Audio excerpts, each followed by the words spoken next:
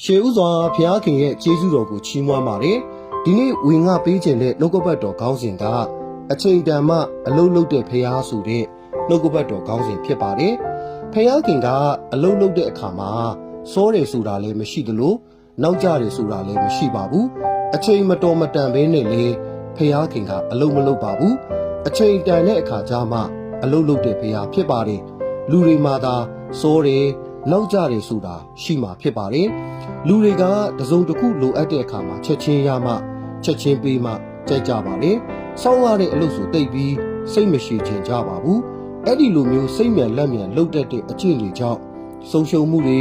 ဝမ်းနည်းမှုတွေနဲ့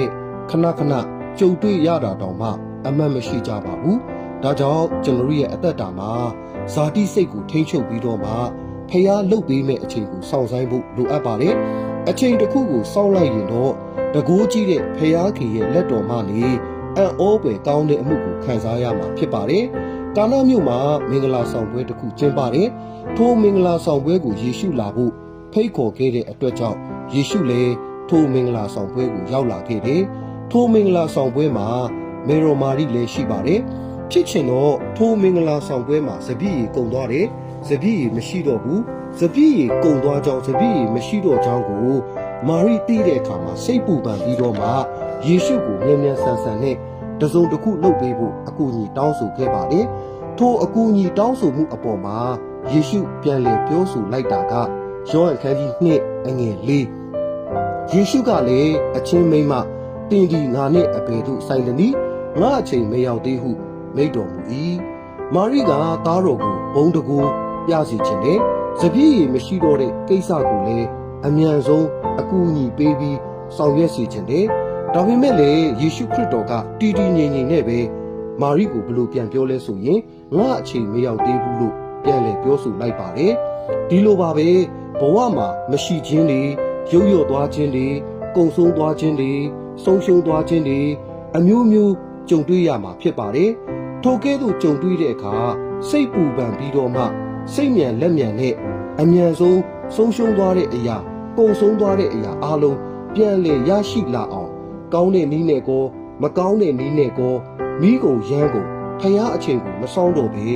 မိမိရဲ့ဇာတိစိတ်နဲ့အစွမ်းရှိသလောက်ခွန်အားရှိသလောက်လုပ်တတ်ကြပါလေ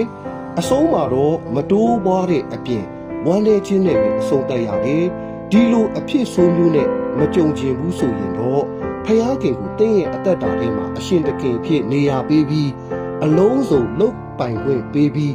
ဖျားခင်လှုပ်ပေးမဲ့အချိန်ကိုစောင့်ဆိုင်နေရင်တော့တကိုးကြီးသောဖျားလက်တော်မှနေအကျိုးကြီးသောရလက်တွေကိုပိုင်ဆိုင်ရမှာဖြစ်ပါတယ်။တခင်ယေရှုခရစ်တော်ကအချိန်တန်တဲ့အခါကျမှ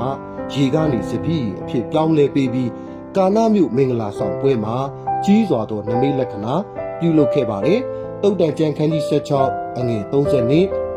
စိတ်ရှည်သောသူသည်ခွန်အားကြီးသောသူထက်၎င်းမိမိစိတ်ကိုချုပ်တီးသောသူသည်မြို့ကိုတိုက်ယူသောသူထက်၎င်းတာရီကောင်း၏ကျွန်တော်တို့ခရီးတစ်ခုသွားတဲ့အခါမှာသတ်မှတ်ထားတဲ့အချိန်မရောက်မီစောင့်ဆိုင်းရပါတယ်ဥမာအနေဖြင့်ကားတစ်စီးထွက်ရမယ့်အချိန်မရောက်မချင်းစောင့်ဆိုင်းရမှာက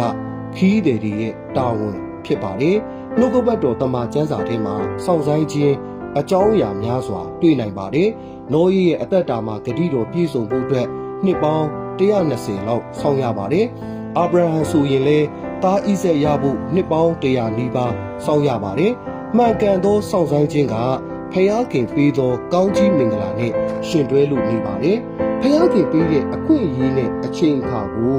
မဆောင်ဆိုင်တတ်ဘူးဆိုရင်တော့ပူပန်မှုတွေစိုးရိမ်မှုများနဲ့အသက်တာထဲမှာပြည့်နေနေမှာဖြစ်ပါတယ်။တခါတရံဖျားခင်ကကျွန်တော်တို့ရဲ့အခက်အခဲတွေကိုအမြန်ဆုံးဖြေရှင်းပေးတာတွေလည်းရှိပါတယ်။တခါတရံမှာတော့ဖျားခင်ရဲ့ပြင်ဆင်ပေးခြင်းကိုရရှိဖို့ရန်စောင့်ဆိုင်တတ်ဖို့လည်းလိုအပ်ပါတယ်။ဖျားခင်ကအချိန်တန်မှအလုတ်လုတ်တဲ့ဖျားဖြစ်တဲ့အတွက်ကြောင့်စောင့်ဆိုင်ခြင်းအဖြစ်ဖျားခင်ရဲ့ကွယ်ကာမှုလမ်းပြခြင်းမဆာခြင်းကျေးဇူးများစွာကိုရရှိမှာဖြစ်ကြောင်းအလိုတော်ကိုဝန်ခံပြီးဖျားခင်လှုပ်ပေးမဲ့အချိန်ကိုစောင့်ဆိုင်ဖို့ရန်အတွက်နှုတ်ကပတ်တော်အဖြစ်ဝေမျှပါတယ်။အရောက်တိုင်းကိုဖျားခင်ကောင်းချီးပေးပါစေ။